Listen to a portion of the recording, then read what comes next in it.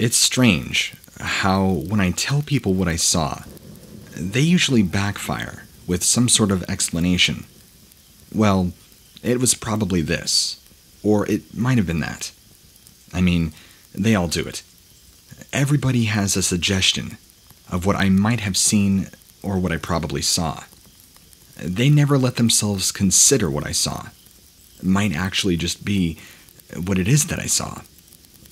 You know, it makes me laugh, because they say it quickly. Like, no sooner have I said the words, and they fire back with these theories that just don't make sense. It's almost like a reflex muscle. They just can't help. Like their brains say, no, this challenges the norm. Everything we know. This can't be true. Those things aren't real. But I saw what I saw. And I saw it as plainly as I see my hand before my face. What I saw was solid. It was there. It was in the physical realm. And made no attempt to explain it away. You're not going to convince me otherwise. Let me kind of tell you now what exactly had happened. I had been at the fairground back in June of 2016. They set up the rides and booths on Markham's fields about twice a year. You always know it's coming because you'll see flyers plastered all over town. Anyway, I always love these local fairs, and in particular, the rides. I don't know about you, but there's something about the fact that a ride wasn't there a week ago, that it's been unloaded from the back of someone's truck, and put together with a screwdriver and a monkey wrench. It really just makes it 10 times scarier than the rides you get at Six Flags or even Disney World. It gives them this added element of danger. That, in addition to the speed and movement of the rides, they might not have been put together that well. Of course, you very rarely ever hear of anyone actually being hurt. If that's true, they'd be shut down, and I'm sure there are all kinds of safety checks. Anyway, last June, like I said, a few friends and I headed down to the fair. After a lot of needling, we managed to convince Donna, whose real name I won't use, but she hates these kind of rides. We got her to go on something called the Kraken. Now, let me explain something. The Kraken is this huge 8-armed contraption. You sit on one carriage with 4 other people. The ride has a total of 8, and each at the end of one of the mechanical arms. They all go lift into the air, and the entire thing spins. There were 4 of us, and only 3 spaces left. I let Donna and the others get into one, so I go into one by myself. I'm partly pleased because the weight of these tend to spin faster and give you a better ride. If you've ever been to any amusement park, you'll probably know what I'm talking about. Once the ride began, just as we were being lifted up into the air, I happened to glance toward the tree line, and I swear I saw something. It appeared to be standing, hunched against one of the trees and watching the crowd. I'd seen nature documentaries where you see wolves or lions standing at the edge of the brush, using the trees as camouflage. That look on their face as they're observing, strategizing, preparing to pounce. This was almost an identical situation. This animal wasn't just watching out of curiosity, but it was planning, selecting, weighing up its next move. It appeared to be, even from the distance I was from it, far bigger than any man or ape that I had ever seen. And judging by the size of the trees, I'd say it was easily between 7 or 8 feet tall.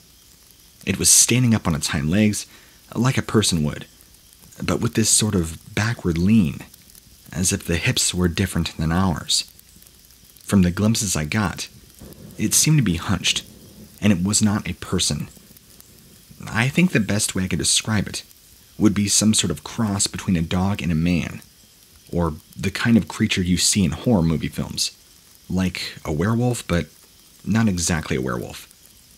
It's as if the head was of some massive wolf, and had just been slapped on the shoulders of some large man.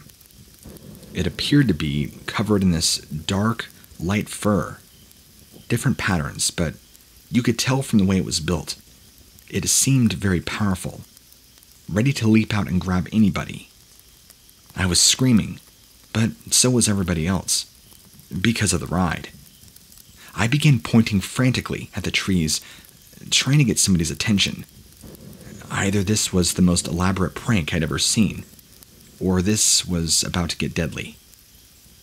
Soon enough, I was facing away from the tree line, and trying my best against the G-force to turn into my seat, to look back over my shoulder and to see it again. All I saw were quick flashes of it, tiny snatched glimpses, and by the time the ride was finished, this animal or creature was now gone. I kept scanning the trees to try and see it again, and show it to the other. I tried to explain to them how it looked, how it had canine-like appearances, like a muscular body, and a very dog-like head, but it also appeared to have very human-like features. Anyway, all I got back was quick-fire explanations. They suggested I was hallucinating, making it up, or just happened to see something that really wasn't there. But I tell you what, if werewolves are really existent, then that was the most realistic one I've ever seen. I know what I saw. It did not appear to be a person in a costume either. There's no reason for it.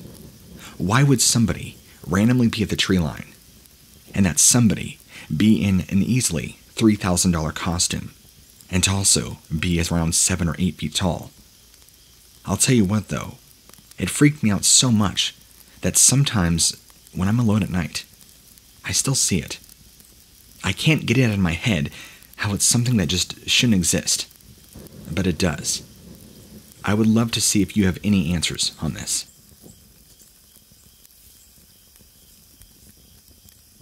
This was around May in 2013. I got my first real girlfriend at the age of 17. I'll never forget her name, Caitlin. We had been dating for a few months, off and on, and were at the point where we were always trying to find places to sneak away, for privacy's sake. I mean, both of our parents were pretty strict about not having closed doors, etc. You know how parents are. It forced us to get creative. Eventually, I remembered that there was this old farm next to my aunt's house across town. I had played there a few times as a kid and knew there was an empty barn on the property. I was pretty sure that it wasn't even being used anymore. Just our luck, right? Well, I talked to Caitlin and she was down. One Friday night, we decided to go check it out. We told our parents that we're going out to dinner and a movie. But instead, we got takeout, drove out to my aunt's house, parked down the street, and cut through her yard. I even brought a lantern. Old school, I know, but you use what you can use. I also took a few blankets for a picnic, and possibly other things. My aunt lived at the very edge of town, and her property and the farm door next door were bordered by a decent-sized forest. It was all privated land. I was relieved to see that the barn was still there, and did not look like it was falling down. So, after a few tries, I was able to pry open the door successfully. I turned on the lantern, looking around. Yeah, it was pretty rustic for sure, but at least it was dry, and most importantly, private. It smelled a little musty, but was otherwise fine. We picked a spot in the far corner, set up our blankets, and then our dinner. We had just finished our meal when we had heard a noise. It was a faint scratching sound. We bolted up, looking around. I did not want to tell Caitlin that there were probably rats here in the barn, although that was my best guess. So I told her it was likely stray cats. But when we heard the sound again, it was coming from outside the barn, and it sounded large, very big, not a rat or a cat. So I got up with the lantern, peeked between the gaps in the wood slates. I didn't see anything, so I went back. The third time the scratching came, it appeared right behind us, and much louder. Caitlin screamed and demanded that we leave now. I wasn't ready to give up on our little hideout, so I offered to go outside and look. Using my phone flashlight, opening the barn door just enough to slip out. I walked all around the perimeter of the building, but didn't see anything. At least until I actually looked at the walls. There were these huge scratch marks all the way down into the wood, including the corner where we had been sitting at. The marks were very deep, concerning, and most horrifying. They looked fresh. So I ran back into the barn and told Caitlin. We weren't sure what to do. If something was out there, like a bear, we had a long walk out in the open before we got back to anyone's car. But we felt relatively safe here in the barn, since I could always just latch the door. I mean, unless we had a big slab of food, I really don't think any bears were going to be trying breaking in. We tried to figure out what might have made those marks. It was something bigger than a cat, that was for sure. The most likely answer was possibly a stray dog. It had smelt our dinner, and probably just wanted some. But in this part of Indiana, we also had bobcats. That was always a possibility. So we waited a few minutes to see if we could hear the animal again. We decided if we didn't hear anything for more than 5 minutes, we would make a run for it. At 4.5 minutes, something began banging against the door. We both screamed, and then it rattled, then moved around the building, testing the walls. At that point, we were scared enough to call for help, even if that meant getting grounded for sneaking out there. Caitlin suggested her older brother. He would not tell our parents, and he was home from college for the weekend to do errands and laundry. She asked him to bring a weapon, gave him directions. Although it would take him a good 20 minutes just to get out to us, though. Was it worth it? We climbed up top a built-in cabinet and stayed put and quiet, hoping this animal would eventually go away. There was a small hole in the wood near us, and so I pressed my eye to it, watching, looking around to see if I can see anything. Up on the cabinet, I was nearly about 7 feet off the ground, so when an eyeball looked back at me, I just about had a heart attack. I scrambled, freaked out, nearly falling. The eye looked orangish and yellowish, like an animal. I freaked out, yelling nonsense at Caitlin, who was now crying. I understand that this part of the story probably sounds ridiculous, and I get that. But I can't take back the fear that I felt. So I grab her, pulled her to the other side of the barn, inside a much older horse stall. I tried to explain to her what I had seen, but she just could not understand. She looked half like she didn't believe me, half petrified because of the look on my face. We stood in the corner, huddled together. There was a small gap between the boards on the outer wall there, too. I stayed away from it, having learned my lesson, but kept glancing at it. Sure enough, I soon saw a shape moving past the gap. It appeared tall, but was confirming that it was indeed the source of whatever eye I had seen, and it appeared to be looking for us. I had no idea how it could be so tall. I mean, not even a human could be that tall. I was sure the eye wasn't human, but maybe I was wrong.